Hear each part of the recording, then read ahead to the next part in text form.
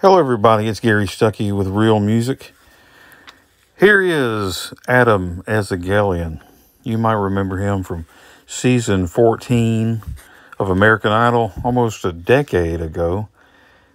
And I remember those days I really got back into watching American Idol. I had taken a break and I was really interested in the singers that year, and I kind of got to know them online.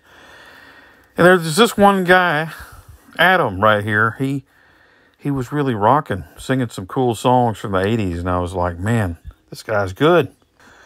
And he looked different, had the afro, a little overweight there, kind of got the John Belushi thing going on. In the sound of his voice, though, he reminded you of Jack Black, and, it was hard to get that image out of your head. Did people take him seriously? Well, he made it into the top 16. I think he got voted off right after that, so he didn't quite make it to the top 12. But I remember talking to him online and just being a huge fan. So fast forward to many years later, he's got his own band called Adam and the Metal Hawks. And, during the pandemic, they tried to have something to do during that downtime. They were used to doing their own music and going and doing shows and things like that. So they started doing little covers. You remember they had the bowls on their head and they were playing Aerosmith or something and hitting each other in the head with water bottles, playing drums. But they were really good, got really famous. It really caught on.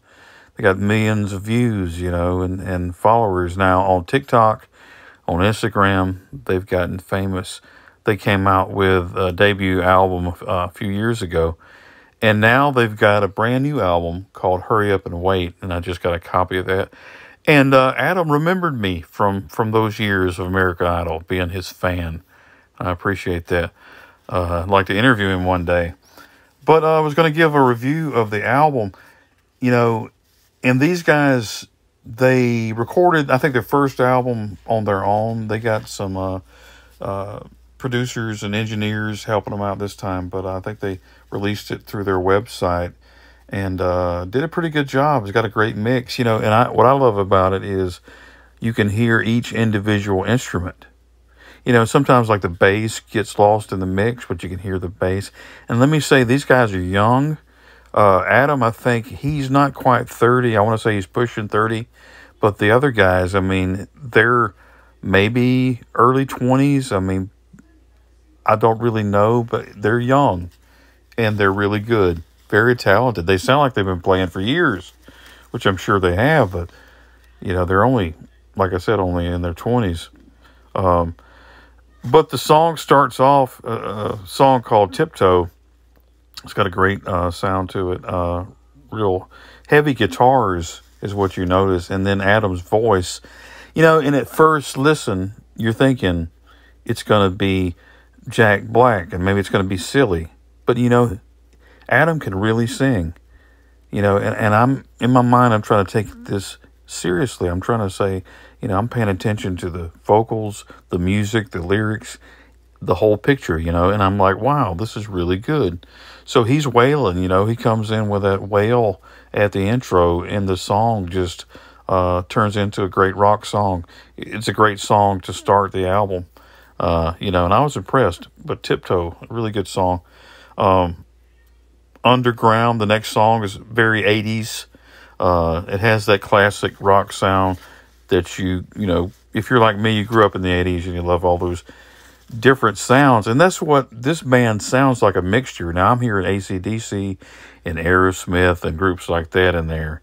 And but Underground, a lot of guitars. The drums are really heavy, and then it goes from like a heavy rocking song to almost like an alternative sound. It kind of transitions into that and changes tempo, and I really like that. The next song has like a Mississippi Queen kind of a sound, which I really like. It's called Backwards, and it really reminds you of some classic rock, fun type songs like Rock and Roll All Night. A little break there in the middle that I really like. But it's a really good song. But probably my favorite, I'd say, number 4, Mr. Jimmy. That's a really good song. It's a bluesy, slower paced song. It's got like a Van Halen sound at the intro. Adam's voice is raspy. And if you don't concentrate on the Jack Black and you try to find out where is his voice going, it reminds me of AC/DC, almost like, it sounds like Jackal. Remember that band, Jackal? He's kind of got that sound, his notes are really, he's hitting them. He can really sing. And then when he sings, it goes into the solo. I love how he does that, transitions into the solo, and it just reminds me of those 80s songs that we all grew up listening to. I really love it. The next song is Party Time. And, if you're thinking of those songs back in the 80s and just feel good, straightforward rock songs, this reminds you of that. And, of course, whenever he's singing and the guitar kind of copies and mimics his vocals and kind of flows together, I really love that. I really love that style, and this song does that. The drums are really busy on this one. A lot of drums on there, and I like it. The next song, B-Side Blues, a little intro to the next song, but it's like a mellow, bluesy intro with a harmonica. And it has a lot of soul. Adam's voice is really cut out for that bluesy sound, And then they quickly go into the Fine Line, which is another favorite of mine. Like I said, it's bluesy, and it's got this Aerosmith kind of sound. And maybe Van Halen with Sammy Hagar era kind of sound. That kind of bluesy kind of sound. And I really do like this song. And, probably my other favorite. And the next song, Rage, is another good one. And another Aerosmith-sounded song. And they really love Van Halen, that style. I mean, if you just picture Van Halen with AC/DC mixed in, and then, that's what it sounds like. And you can tell the guys are fans of those bands. And, and I hear maybe a little bit of Extreme, that band, a little bit of that in there. And it sounds like they're having a lot of fun on that. The next song, though, is really good. Maybe another favorite, 3,000 Miles. It's the bass player, Ryan, on vocals.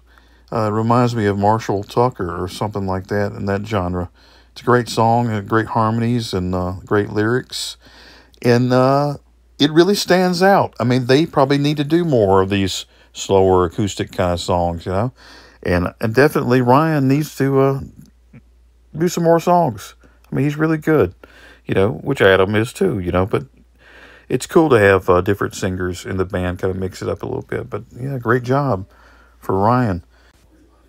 And then the final song on the album, it's called I'm Done. Now this song, talking about Van Halen, this sounds like Van Halen with David Lee Roth in there. And of course, it's got like a fun shuffle sound, and kind of Hot for a Teacher kind of a vibes with the solo, even very Van Halen-esque. I really do like it. And the song really picks up. And then at the end, they kind of have a fun time.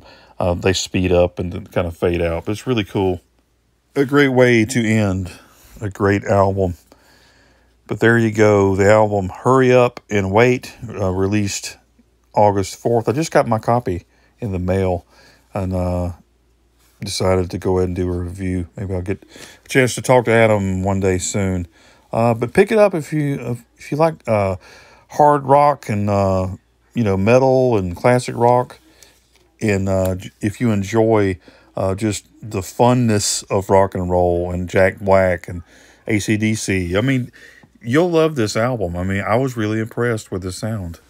So, an overall rating, what would I give this album? I would probably give it a 4.5 stars out of 5. I think overall it's a really good album, and just really good songs on there. And the guys playing the instruments, I mean, just amazing. Just sounds great. And I think you'll enjoy it. Hey, thanks for watching, everybody. Be sure to subscribe if you haven't already. And always remember to keep the music real.